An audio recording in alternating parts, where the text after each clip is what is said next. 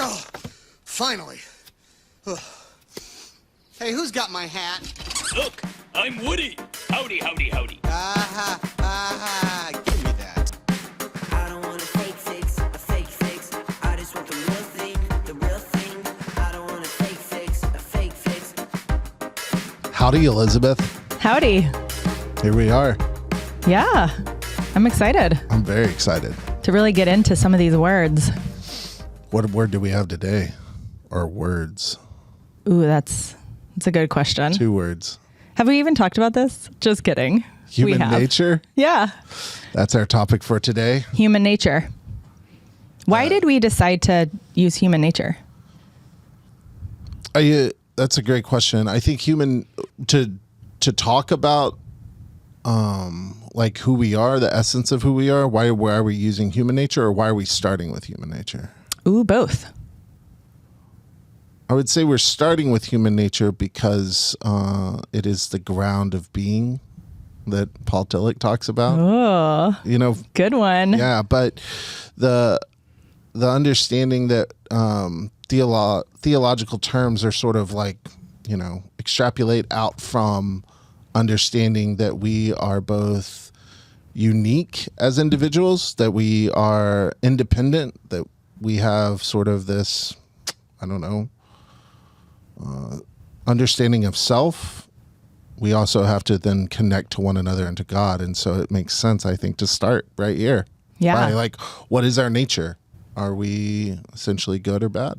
That is the question I think that human nature poses. When we think of that word, we can't help but think of that question. Are we good or bad? Is human nature, are we naturally, inherently good?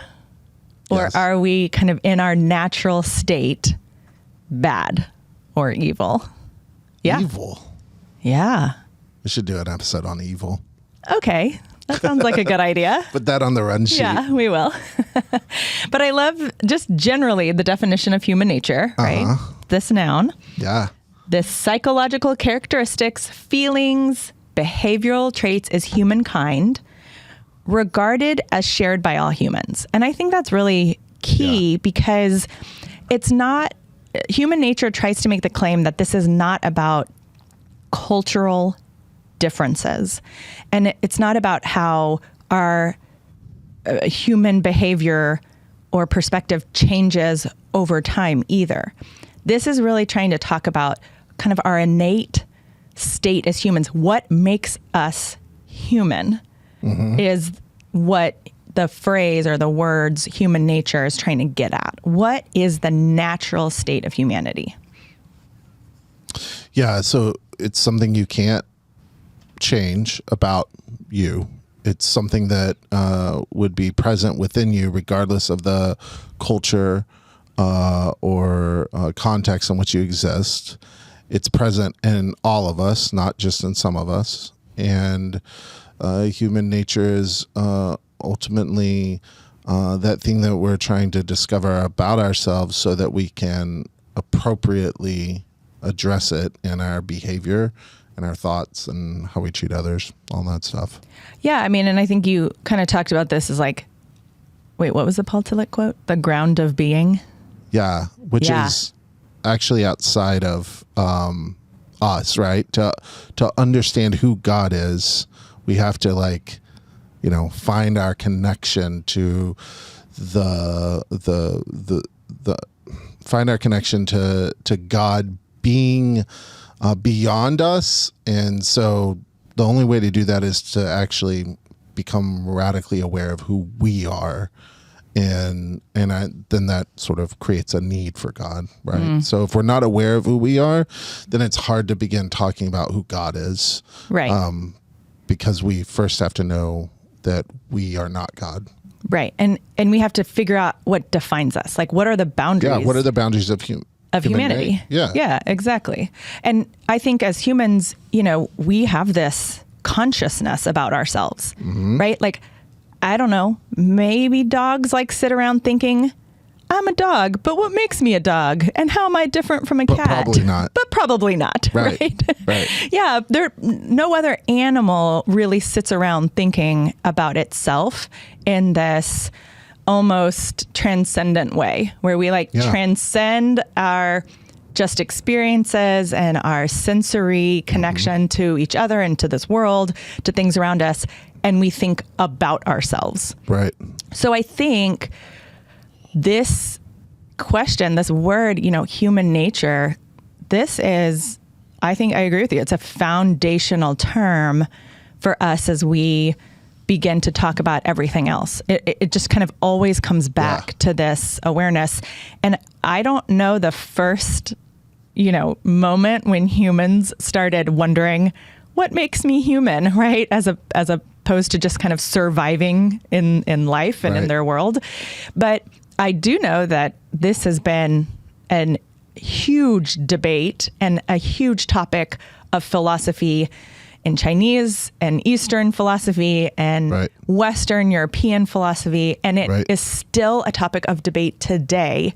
It is a huge part of a theological framework for almost every religion. Every religion has something to say about humanity, because it is always about defining us as humans over and against whatever the deity or deities are. Right. How do we draw that line, that boundary, that separation? So if we start with who we are, then that helps us to figure out who we are not. Yeah, that's exactly what I was going to say, right? Yeah. If we have an understanding of who we are and who we are not, then we have a better ability to begin understanding who God is. Right. Or not. Right. And who I God love is that. Not as well. It can be we can define who God is not based off of how we define ourselves. Yes. Yes. Yeah. So defining kind of the word or digging into this notion of human nature is ultimately, certainly for the Christian faith, a way of understanding who God is and therefore growing closer to God. So the term is two words, human and nature. Yep. Where does the word human come from? So some of my research, I'm not a linguist, but maybe I'll become one at the end of this whole run. But no, there is a Proto-Indo-European word that means earth, and there is a linguistic link or an etymological.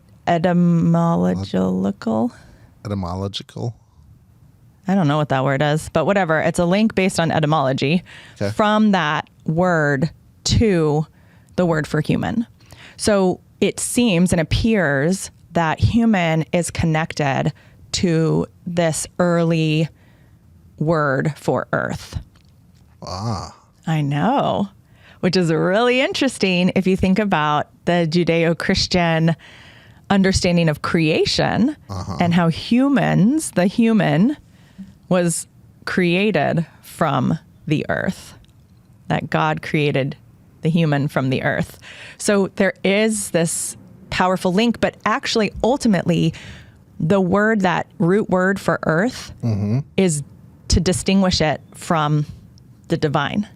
So it was an early way, even back then, of saying the human is not the deity. Right. Because the human is an earthling, not, and therefore limited and bound by earthly, natural situations, right? Context. Right. As opposed to the deity, which is not bound and does not come from earth. So, which gives then a lot of power and spiritual energy to the notion of the incarnation, right? yeah. Yes. Because incarnation being that God is choosing to dwell among us. So God is choosing to take on this form that God is not.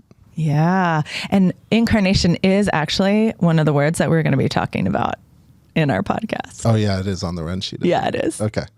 So we don't have to go too far into that. But isn't it great how ultimately so many of the words that we end up talking about in one place connect to all these Sure. other ideas. Yeah, absolutely. Yeah. All right. So that's human nature. Nature, from the Latin natura or natus, which is born. And so that the root word has to do with being born. So if you connect human and nature, it's like the idea of how are we born? How are we born? Yeah. So this innate thing that makes us who we are. The essence of humanity. Yeah. And I think it's really important. This is what I was going to say earlier. It's really important that we recognize when we talk about human nature, we are talking about kind of humanity as a whole, and it is not bound by any of our social constructs, and it is not bound by any of our, historical contexts. So we're talking about what's natural for us here in Dallas, Texas, New York State, South Africa, Mongolia, Japan, all these, we're talking about humanity as a whole. Yeah. All right. Yeah. So we start there then, recognizing that really all of our theological construction is, at least large portions of it are resting on how we enter into the, human nature conversation. What are the implications for us around the sort of nature versus nurture debate? Well, yeah, I think that's a really interesting point, because not only is the question around human nature, are we good or are we bad? That's kind of the question contained within this belief of human nature. But there's a broader question about whether or not there's anything that is natural to us as humans, right? Some people would argue and have argued throughout time that, it's that whole blank slate argument, and I can't remember which philosopher made it, but this notion that we literally are a blank slate when we're born, and everything about us is learned or imposed on us from the society in which we live. So that's the broader argument that there is actually no human nature. So there is, biologically, we are human by scientific definition, right? Sure, physiologically. Yeah, there are physiological traits that define us as humans versus, other animals. Chimpanzees. Yes. Right. Although the question about AI is going to really demand, I think, more exploration there.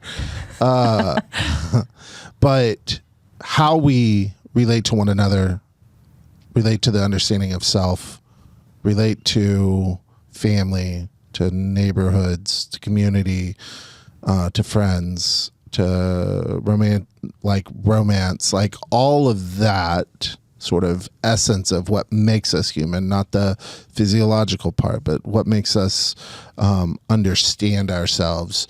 You're saying on one end, there's this blank slate notion that everything we know, everything, all the ways we act, all the behaviors that they're all learned. There's no innate behavior that we would attach any morality to. Yeah. Yeah. It's all learned behavior. Yes. Versus there is some innate qualities that we show up with even as infants. And so this is a huge debate, and I am not an expert in this debate. No. But I think here's where okay, so two things. One, I think having kids, I am very aware that there are things that my kids showed up into the world as a way, right? They showed up in this very specific way. With a personality? With a personality, almost from the time they were born. Sure. And so there does seem to be this innate quality that I think we come into the world. It's hard for me to deny that there's just some innate qualities that we're born with. And I believe that it matters how we raise our children, what we say to them, what environment we create for them, how we, who and what we surround them with, right? Because there are things that I think the nurture that we provide or don't provide for a child, like that matters as well. But here's where I think the ultimate issue is. So here's the second thing I was thinking. I think what drives this debate is a need or a desire that we have to explain primarily poor behavior.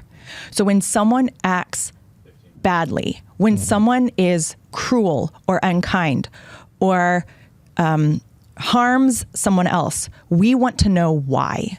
Why did they do that? How can we essentially prevent them from doing that again? And so we try to figure out, is this something in them that's innate, right, or is this something that we can blame the way they were raised on? Or their current circumstances. Their current circumstances. Right. So I do think, I mean, even, you know, that phrase that like comes up over and over again when we talk about, I feel like in therapy, this comes up a lot, right? This notion of hurt people. Hurt people, sure, right? If you are wounded, then you tend to want to then be more inclined to wound others. And so when someone hurts you, you can almost, it's supposed to elicit then a response of compassion for them, right, because cycle of abuse. Exactly. But that ultimately is an attempt to explain and to figure out how we can control or understand someone's behavior. And that kind of leans into nurture, if you will. No doubt. Right? Like it says, oh, this person isn't inherently bad, but they somehow learned bad behavior. And so we can not blame them as an individual for their behavior. We can kind of blame the situation in which they were raised. And I mean, that's, I think, powerful and something to keep in mind. And also on the flip side, that does excuse people for their behavior. And it doesn't recognize how many people are raised in harmful situations that then choose not to behave that way. So I just think, it becomes, but that ultimately is the driving factor, I think, in this debate. And like, what is human nature? The driving factor is, how do we explain bad behavior and how do we try to prevent it? Mm-hmm. I like the kid analogy a lot because now that I have kids, this is more acute. Like this conversation's more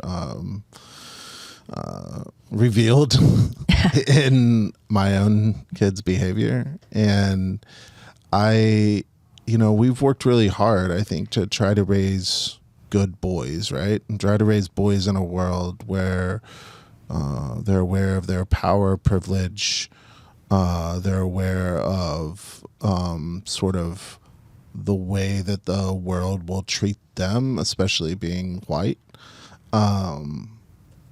and how they have a responsibility to broaden their perspective and understanding of others. We've been really inclusive in how we talk about gender, and and there is this something within them. Like sometimes they just want to beat the shit out of each other. And I'll talk to like friends who have just daughters, and like they'll be like, our girls don't want to just like hit each other all the time. Like so I do think, and there's actually going to be a retreat this Saturday. Joe Stabile is going to be talking about like spirituality and sort of the male experience. I don't want us to like get too fixated on that, but I've become more and more aware of like, there is something within both of our boys that just feels like out of our control in terms of nurturing them to not be that way in the world, right? Like, yeah, there's just something that's pulling them to like need to like wrestle all the time. I'm going to just go ahead and say that I have a boy and two girls, and they are oriented to the world kind of differently. Yeah. But my youngest girl is basically a pugilist. Like she just wants to punch people all the time. Yeah. So I'm not sure. I would maybe push back and say it's not necessarily gender, but your main point of saying there are things that our kids want to do that seem outside of our control. And it can be beyond gender. Yeah. I think what I'm recognizing is there's like this innate desire they have to just beat the shit out of each other. And it's out of your control. And it's out of our control. So this is really interesting. And it's different. Or maybe the argument should be made, well, this is the environment you've created because both of your children are that way. But it's different than how like our friends' kids act. Yeah. No doubt. Yeah. And I mean, there's a lot to be said for, in some ways, like nurture, in that we each have different personalities and we have different energies, and home, like our home structures are different. So I think there's a lot to be said for that. I think about that a lot because like I have a ton of energy and I'm an aggressive person and I can kind of be very physical sometimes. Like I played a ton of sports. Right. And so, I see that in my kids, and part of me is like, is this their nature, or is this something they got from me, or is this something that they've learned even in like kind of Totally micro examples like throughout their life? Yeah, I mean, it's totally possible that Cash learned this from sort of projected, this is what it means to be male in the world by going to public school, right? Yeah. Where then you realize that so much of this is beyond the parental controls because they exist in a world that's beyond us. So here, I think that's really interesting. And then he brings it into the house, right? And then like teaches Declan, this is how, right? And then like, yeah. And so we're all just responding to the context in which we find ourselves. That could be. Which then it's not nature, right? No, it's definitely nurture. And so then, but it's not nurture in that like but here's the thing that I think is not so interesting. Not intentionally, but it is nurtured by the environment. Correct. Right. But I really think the issue of blaming parents for children's behavior, like the issue of blaming nurture for how things are passed down in families. I mean, that to me is also this age-old angst, right? I literally always feel like I'm going to be judged by my kids' behavior. And in some ways, I think that seems crazy. Like, that's not fair. They're their own people. Like they get to make their own decisions to some extent. You know, we do our best. We should offer grace to parents. But that kind of angst that parents feel about that, one, is real. Two, I would say, is probably more for moms than dads. But it's an age-old issue because we see that over and over and over again in Scripture, and it shifts and changes. No doubt. So early, like Deuteronomy is like, oh no, you're blamed for how your kids behave. And the sins of the father will be visited upon the child, and the sins of the child will be visited upon the father. Well, and blessing though, right? Both, but right? both so ways. It's like both punishment and reward. Yeah, right? exactly. So like you are accountable for how you raise your kids. But then you look in Ezekiel, and Ezekiel's like, no. Whoever does the sin, whoever is the issue, causes the issue, that's who will receive the punishment for it. So Ezekiel like flips it. So you see this debate, I think, in so many ways throughout history. And there's like always going to be angst as parents as to did we mess up our kids or not? Well, yeah. Oh, there's so much more I want to talk about because I also find the nature versus nurture thing really interesting as we talk about gender identity and the sort of natural feelings we have that are beyond the environments we may have been raised in, right? Especially for trans folks who feel like physiologically they're one thing. And we're treated that way then? Right? Yeah. We're treated one way, but no, deep down they should be or will experience flourishing and joy if they can transition or have the space to transition or have the space to wrestle with that. And so there is sort of this detachment between who we are physically, how the world defines us physically, but then that thing within us that is our soul, which really gets to the heart of like, is our soul inherently good or bad, right? Yeah. Are we inherently good or are we inherently depraved? Right. Ooh, depraved. Such a dark word. It is. I guess it is. I always think of it as so like, that's like so mean. Gothic. You're depraved. I mean, it's just very dramatic. It's a very dramatic way to say someone's bad. I should go around just saying like, you depraved sinner, you. Yeah. Yeah. What do you think? Are we naturally good or naturally bad? Are we inherently good, inherently bad? Really, you're asking me what I think? Yeah. I think our human nature is that we're inherently good. I agree. I agree. And here, I think certainly we're approaching this from a Christian perspective. Certainly we're approaching this from a United Methodist perspective. And so part of that perspective wrestles and has wrestled with the creation story in Genesis. I should say one of the creation stories. Well, we've wrestled with all of the creation stories, but there are two.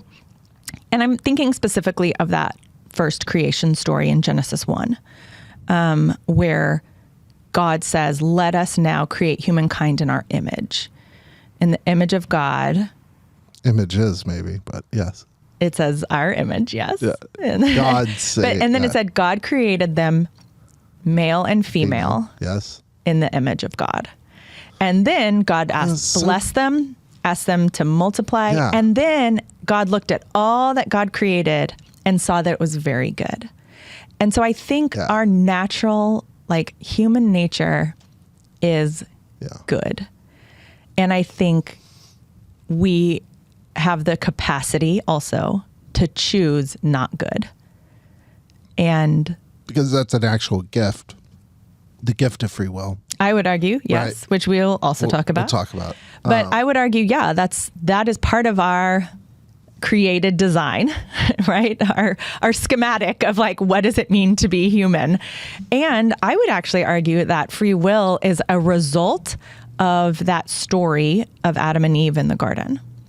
Because before their eyes were opened, right? The whole story about eating the fruit of the tree of the knowledge of good and evil. That's we always forget to talk about what the tree is. And the tree is the knowledge of good and evil. Agreed. Right? So before their eyes were closed, they're naked. They don't even know they're naked. Right. There's no self-awareness. They're just kind of living in this garden and doing their thing and not having any there's no identity. Shame. There's no shame. There's no identity in the garden. They just kind of are. And then they eat the fruit of the tree of the knowledge of good and evil. And we'll talk about all that. And that in some ways, again, we're going to talk about this next week when we talk about sin. But in some ways. That's what we're talking about next week. Well, yeah. We're talking about sin. I love talking about sin. I know. It's going to be great. In fact, we might have to have 2 episodes on it. But convinced. But the whole notion of original sin is this state of fallenness of human nature, right? Human nature started good, but then we're totally depraved now. And now we inherited sin, right? So now we. Exactly. So while in creation we're created good, we no longer have access to the good in which we were created because of sin, right? Yes. We inherit the bad parts of what it means to be human. Right. But my argument is that the knowledge what we actually inherited wasn't power, depravity, the ability to decide. We inherited the knowledge of good and evil. Made us arbiters and juries and judges. And we make now decisions what is good and what is bad. This is also my argument. I preached in his sermon when I was sort of redefining sin. The real issue is not eating the fruit and disobeying God. It's elevating humanity into positions of decision makers who now have the ability to say what is good and what is bad. And that is the real crux of what happens in Genesis. Well, when we know that something isn't good, that when we can decide between what's good and what is evil, then we have the capacity to choose one or the other.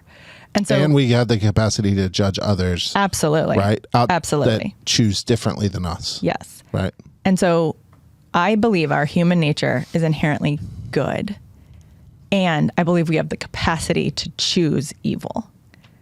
And I think sometimes being good is way harder. Have you seen the movie or the musical Mean Girls? I've seen the movie. Okay.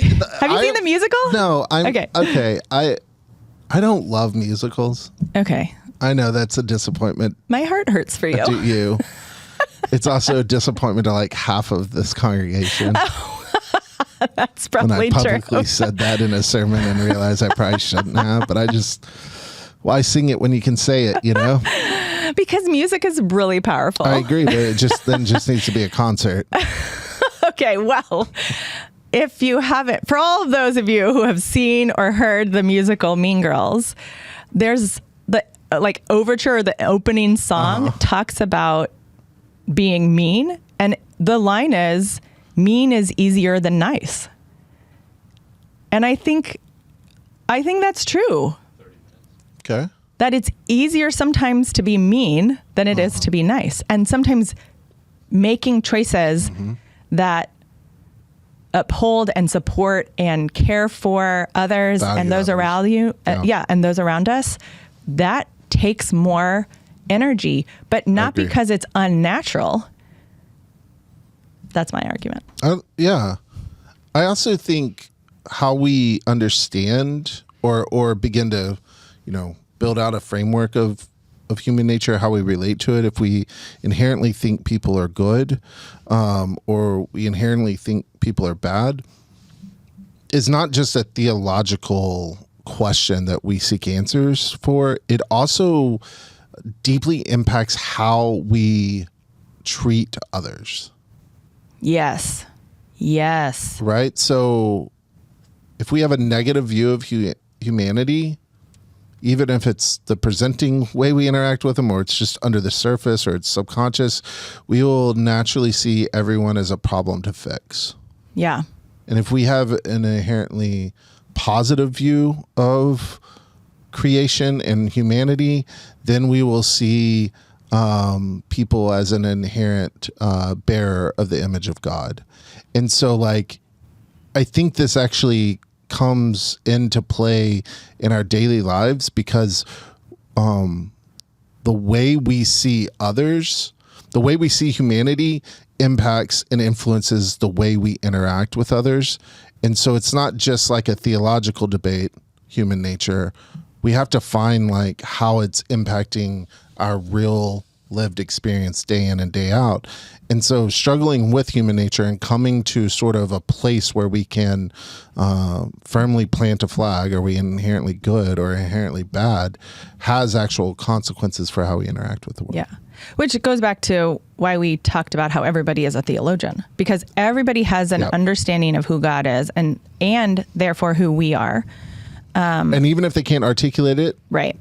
everyone has an understanding of human nature too, Yeah. right? Yeah. Even if they haven't. A way that they approach it. And so Right. often, and for certainly us in the West, I mean, that was controlled by the church narrative for so long, There wasn't any space to think about it. other than the church. Right. Yeah. Right. And the church dictated what Yeah. to think or what not to think. Yeah. And so even if you would say you're not religious, you don't even believe in God, you are walking around probably with some ideas around a deity, or not, even if you don't believe in God, you have understanding of humanity, and it's probably rooted in either a historic Christian theological position, Western theological position, Or more broadly, a rejection. Judeo-Christian. Yeah, Yeah. Judeo-Christian, or a rejection of that. Yeah, it's in response to it one way Right. or the other, right? Exactly.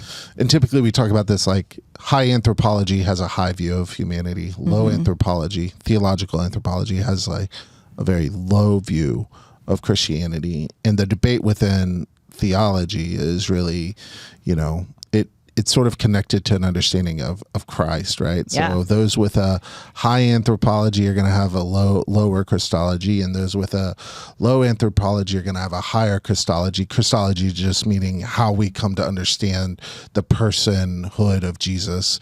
The unique thing about being Wesley, though, is that we have both. We have a high anthropology and a high Christology, and that is one of the we don't talk about it a lot because it's nuanced, but it plays out in our theological expression to the world, right? Yeah. And so I think we have something unique to say about how, as Wesleyan, as United Methodist, as theologians and pastors in the world, but right? We all have something to say about God, but we have something unique to say about who God is because of the sort of unique theological perspective that we hold within a particular tradition.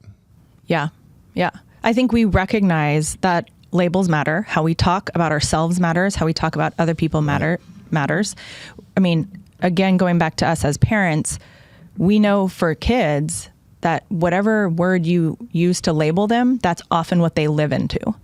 And so if you label a kid a bad kid, or, oh, well, he can't focus, or she gets easily, distracted, or he's just super angry. I mean, kids kind of take on the labels that we give them.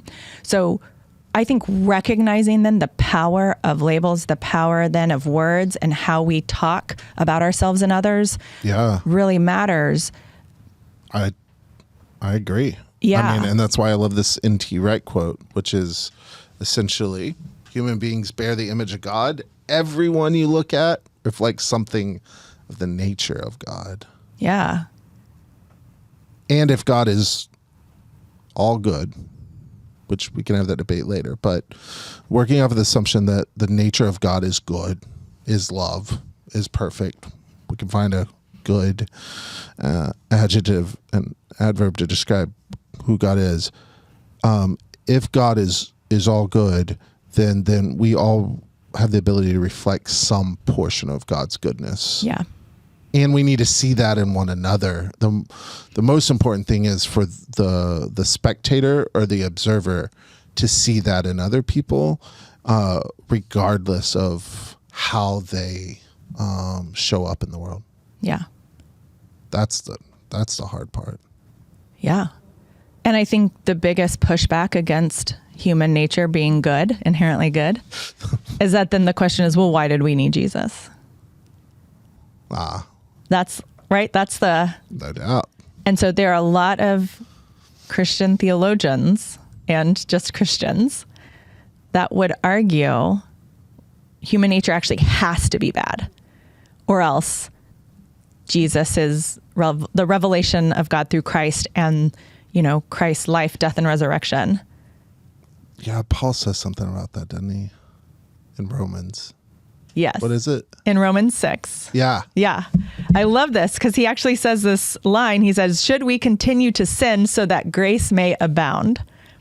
Right? I mean, because he's kind of wrestling and helping. Yeah. How do we have access to God's grace? Do we need to keep sinning so we can keep getting it? Because essentially it's like we had the law and we're supposed to follow the law. Good. Yeah. And now with Christ, we don't have to follow the law anymore because of grace. But if grace is a response to our sin, to cover our sin, then in order to continue to receive grace, do we still have to sin? That's really and I love what Paul says. He literally says that question, should we continue to sin so that grace may abound? And then he's like, by no means. So it was totally rhetorical. He's like, by no means, because that is not how this works, right? And just because it's hard to do things that are good doesn't mean that it's not part of who we are and who we are empowered and how we are empowered to be.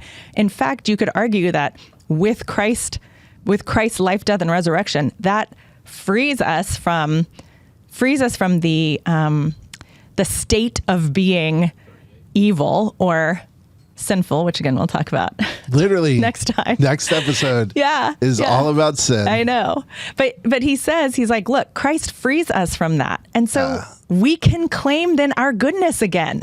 If you ever doubted your goodness, your faith in Christ should actually make you reclaim it. Yeah. And you don't have to, continue to be depraved in order to receive God's goodness, right? Or to know God's goodness, to know grace in your life does not require always a turning away from something bad. It can also be just waking up and recognizing what is already good. Yeah, and this whole notion of grace upon grace. Yeah. I mean, if we have grace, we can get more. We receive grace upon grace. It's not like a, one and done kind of thing. We should do some episodes on grace too. Yeah, definitely. I think we probably will. But just because something's hard doesn't mean it's unnatural, right? I think about so much of our bodily functions take a lot of energy and they're natural. So So just because something takes Yeah. energy or it's harder to do Yeah. or like demands a lot of us, it doesn't mean it's unnatural. So responding to Christ, living into grace, I think that is part of how we are created. I love that. I love that. And it really leads us well into next week. Yeah, it does. It's going to be We're fun going to to talk try to about put sin. sin into one episode, but I doubt it happens. We're probably going to need to Probably. because we love sinning so much. Yeah. All right. Awesome. Well, Howdy, human. howdy, human. And I'm very excited for next week's episode. It's going to be good. I'm Reverend Mitchell Boone. And I'm Reverend Elizabeth Moseley. And thanks for listening to Howdy, Theologian, a podcast for all who want to better understand the words we use and how they fit into a progressive theological context in today's world. We're pastors at First United Methodist Church of Dallas, and you can find us worshiping in person or online on Sunday mornings. Follow our church on socials for more awesome content, and make sure to subscribe and share with your friends.